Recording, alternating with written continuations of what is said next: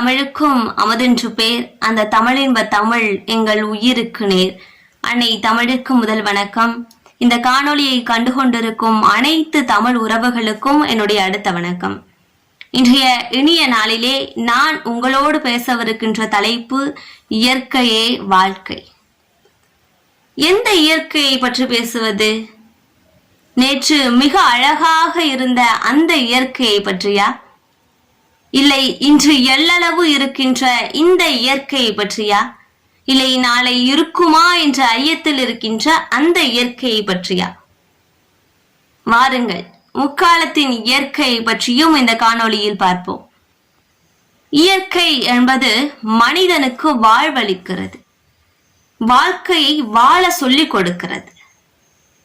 இந்த இயற்கை மட்டும் இல்லை என்றால் இந்த மண்ணில் ஈரம் இல்லை, விளைச்சல் இல்லை, மகசூல் இல்லை, ஏன் மனித இனமே இல்லை என்று தான் சொல்ல வேண்டும். இந்த இயற்கையை காரியம் என்றும் சொல்லலாம். இந்த காரியத்திற்கு காரணன் அந்த இறைவன். இந்த இயற்கையின் வாயிலாகத்தான் ஆதி மனிதர்கள் எல்லாம் இறைவனை கண்டார்களாம். மிக எளிமையாக சொல்ல வேண்டும் என்றால் இந்த இயற்கை வழிபாடு இறை வழிபாட்டின் தோற்றுவாய் என்று சொல்லலாம். முன்பு இருந்த காலத்திலெல்லாம் நமக்கு ஒரு சிறிய தலைவலி காய்ச்சல் என்றால் கூட நம்முடைய பாட்டி இந்த மிளகோ அல்லது நிலவேம்பு கசாயமோ பப்பாளி இலை கசாயமோ கொடுத்து குணமாக்கி விடுவார். ஆனால் இன்று நமக்கு ஒரு சிறிய தலைவலி என்றால் கூட நாம் முதலில் அணுகக்கூடிய இடம் மருத்துவமனையாகத்தான் இருக்கிறது. அதுவும் குறிப்பாக இந்த காலகட்டத்தில் எல்லாம் காய்ச்சல் என்று சொல்லிக்கொண்டு மருத்துவமனைக்கு செல்ல கூட ஐயமாகத்தான் இருக்கிறது. கொரோனா என்று பிடித்து வைத்துக் கொள்கிறார்கள். இதற்கெல்லாம் காரணம் என்ன? அன்று இருந்த அந்த மருத்துவ செடிகள் இன்று இல்லையா? நிச்சயமாக அப்படி இல்லை. அதே மருத்துவ செடிகள் இன்றைய நாளிலும் இருக்கின்றன.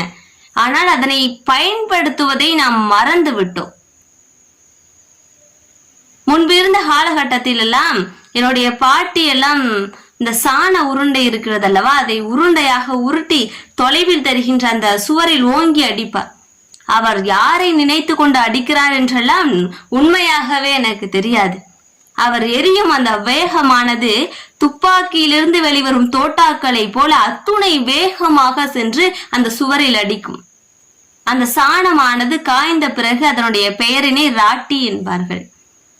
சமைக்கும் பொழுது விறகோடு சேர்த்து அந்த ராட்டியையும் எரித்த பின்பு கிடைக்கும் சாம்பலை அவள் பல் துலக்குவாள். மேலும் வேப்பங்குச்சிகளை பயன்படுத்தியும் அவள் பல் துலக்குவாள். இன்றைய தீபாவளியில் கூட 4 முறுக்குகளை 5 நிமிடத்தில் உண்ணும் அளவிற்கு அவளுடைய பற்கள் அத்துணை வலுவாக இருக்கின்றன. ஆனால் என்னுடைய வயதொத்த இளைஞர்கள் எல்லாம் பல் செட்டுகளை கட்டி கொண்டு செல்கிறார்கள். காரணம் என்ன?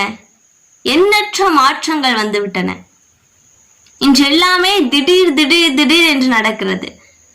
திடீர்னு ஒரு குழந்தை பிறக்கிறான், திடீர்னு பள்ளிக்கு போறான், திடீர்னு படிக்கிறான், திடீர்னு வேலைக்கு போறான், திடீர்னு வேலையில பிரச்சனையா, திடீர்னு அவனுக்கு மன உளைச்சலாம், திடீர்னு அவனுக்கு ஏதோ நோய்கள் எல்லாம் வருதான், திடீர்னு 108 வருது, திடீர்னு இவன் மருத்துவமனைக்கு போறான், திடீர்னு அவனோட உயிரும் போயிடுது. இப்படி திடீர் திடீர்னு இன்றைய காலகட்டத்துல எண்ணற்ற மாற்றங்கள் நடந்து கொண்டிருக்கின்றன. இந்த திடீர் மாற்றத்திற்கு என்ன காரணம்? அன்றைய காலகட்டத்திலே அவள் கேப்பங்களி, கம்மங்களி, சோளச்சோறு என்று உடலுக்கு ஆரோக்கியம் தருகின்ற இயற்கை உணவுகளை உண்டு வந்தார்கள். இன்று காலையில் எழுந்த உடனே வேதி பொருட்களாலான அந்த பல்பொடியை வைத்து பல் துலக்குகிறோம். பல் துலக்கிய பின்பு குளிக்க செல்கிறோம்.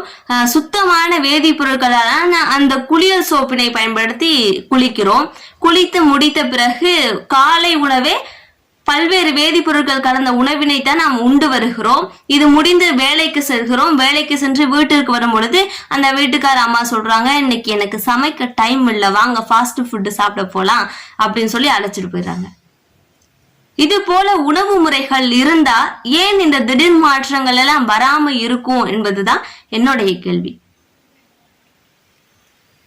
எண்ணற்ற கழிவுகள், ரசாயன கழிவுகள், தொழிற்சாலை கழிவுகள், இது போன்ற எண்ணற்ற கழிவுகளை நீர்ல கலந்து நீரை மாசுபடுத்தியாச்சு. ஒரு வீட்டுல இருக்கிற உறுப்பினர்களின் எண்ணிக்கையை காட்டிலும் மிக அதிக அளவுல இருக்கு அந்த வீட்டுல இருக்கிற வாகனங்களின் எண்ணிக்கை. இது போன்ற எண்ணற்ற வாகனங்களை பயன்படுத்தி இந்த காற்றினையும் மாசுபடுத்தி முடிச்சாச்சு.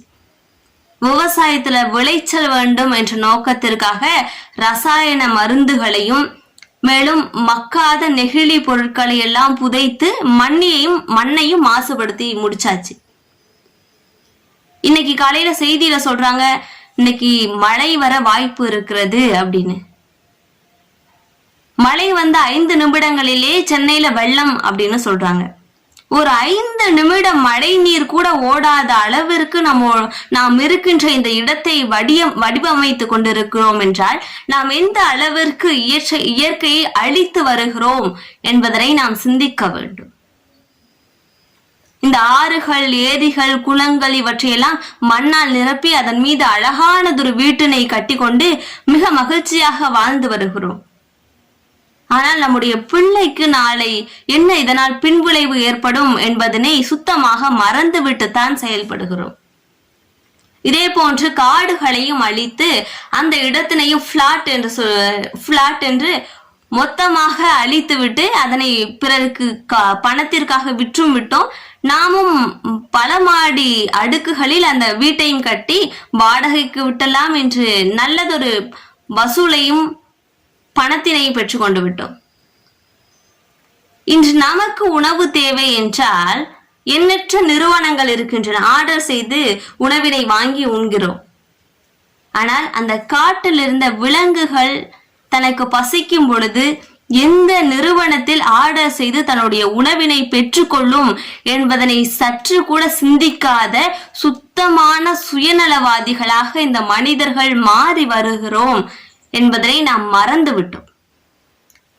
இந்த ஆறுகள், ஏரிகள், குளங்கள், இந்த இயற்கை இவற்றையெல்லாம் பார்த்து ரசிக்க அனைவருக்கும் ஆவல் இருக்கிறது. அந்த சுற்றுலா செல்வம் அல்லவா, அந்த 2 நாட்களில் மட்டும் இந்த ஆவல் இருக்கிறது. அடுத்த நாளிலிருந்து நம்முடைய கணினிகளோடும் நம்முடைய செல்போன்களோடுமே நம்முடைய பணிச்சுமைகளோடுமே நம்மளுடைய நேரத்தை செலவழித்து விட்டோம். நம்மை சுற்றி இருக்கின்ற இந்த இயற்கையை பாதுகாக்க மறந்து விட்டோம்.